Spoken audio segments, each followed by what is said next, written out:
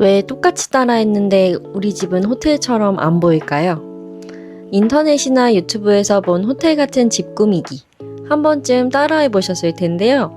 문제는 대부분 30-40평대 이상의 넓은 집을 기준으로 한다는 겁니다.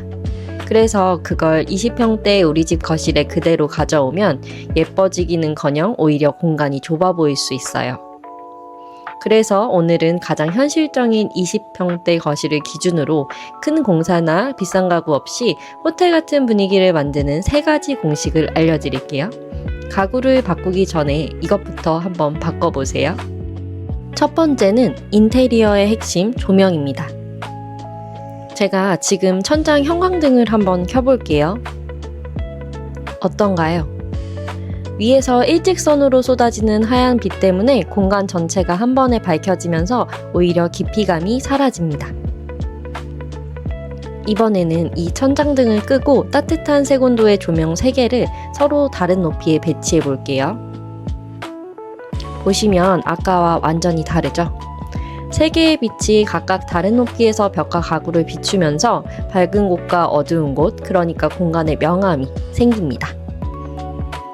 이렇게 빛의 높이를 다르게 레이어링 해주면 평범했던 거실도 훨씬 깊이 있고 입체적인 공간으로 보이는데요. 여기서 제가 하나 더 사용한 게 있습니다. 바로 유리 소재의 테이블인데요. 스탠드 조명의 빛이 유리 상판에 반사되면서 빛이 한 방향에서만 머무르지 않고 주변으로 은은하게 퍼집니다. 그래서 같은 조명이라도 유리 소재가 함께 들어가면 빛이 훨씬 더 영롱하고 고급스럽게 느껴져요. 호텔에 가면 괜히 조명이 예쁘다고 느껴지는 게 아닙니다. 공간을 무조건 밝히는 것보다 빛과 그림자를 함께 만드는 것. 이게 제가 생각하는 호텔 같은 집의 첫 번째 공식입니다. 두 번째는 거실의 중심을 잡는 겁니다. 그동안 우리 집 거실이 어딘가 어수선해 보였다면 어쩌면 가구 배치에 중심점이 없었기 때문일 수 있습니다.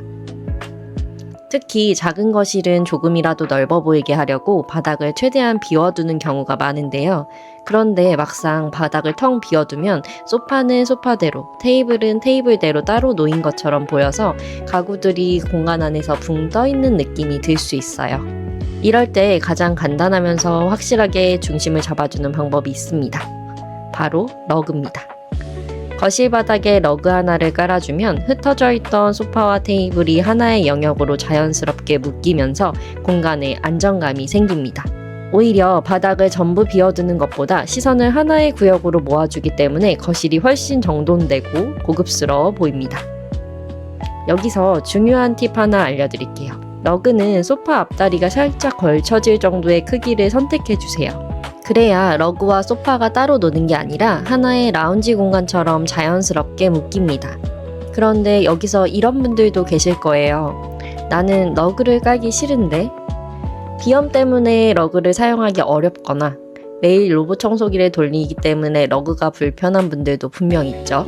그런 분들은 러그를 억지로 깔 필요 없습니다. 대신 거실 테이블에 힘을 주세요. 평범한 네모 상자 형태의 테이블보다는 공간의 분위기를 잡아줄 수 있는 오브제 같은 디자인이나 독특한 소재의 테이블을 선택해보세요. 그러면 러그가 없어도 시선이 테이블 하나에 자연스럽게 모이면서 거실의 중심점이 생깁니다.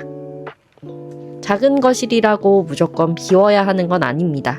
오히려 하나의 중심을 만들어주는 것. 그게 공간을 더 정돈되고 고급스럽게 보이게 하는 방법입니다. 세 번째는 호텔 같은 라운지형 가구 배치입니다. 보통 거실을 라운지처럼 만들려면 소파를 벽에서 떼고 가구를 가운데로 모아라 라는 이야기를 많이 하죠. 그런데 여기서 이런 생각 들지 않으세요? 소파를 벽에서 떼면 사람은 어디로 다녀요? 이런 배치는 아무래도 어느 정도 공간이 확보되는 큰 평수에서나 가능한 것 같죠?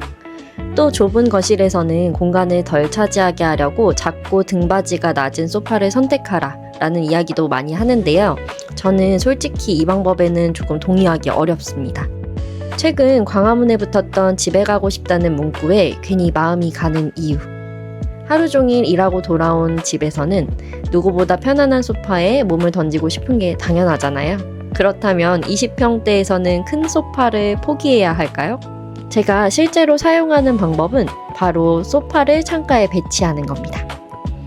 소파 뒤에 벽이 아니라 창밖에 외부 공간이 시원하게 열려 있으면 푹신하고 큰 소파를 놓더라도 답답해 보이지 않아요.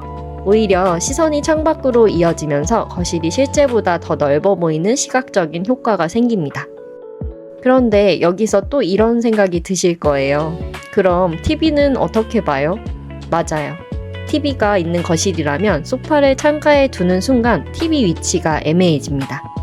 그래서 여기서 제가 사용하는 방법이 있어요. 바로 이동식 TV 스탠드인데요. 기존 저희 집 TV는 TV장 위에 올려놓는 가장 기본적인 형태의 TV였어요.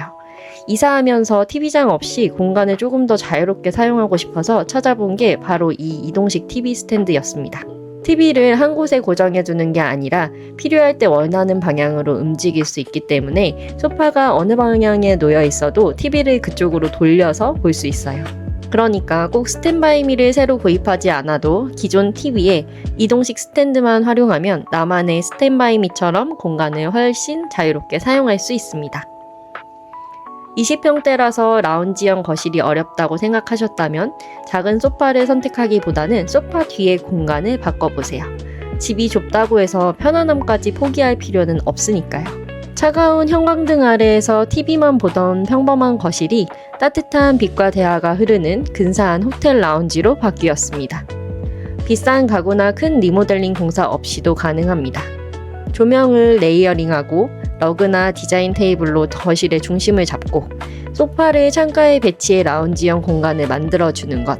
이 세 가지 공식만 기억하셔도 우리 집 거실은 얼마든지 더 고급스럽고 편안한 공간으로 바꿀 수 있습니다.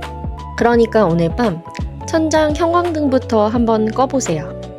그리고 작은 스탠드 조명 하나부터 켜보시는 건 어떨까요? 오늘 영상에서 소개해드린 조명과 가구 정보는 더보기 설명란과 고정 댓글에 정리해 두었으니 참고해 주시고요. 오늘 영상이 도움이 되셨다면 구독과 좋아요 부탁드립니다. 그럼 다음에 또 만나요.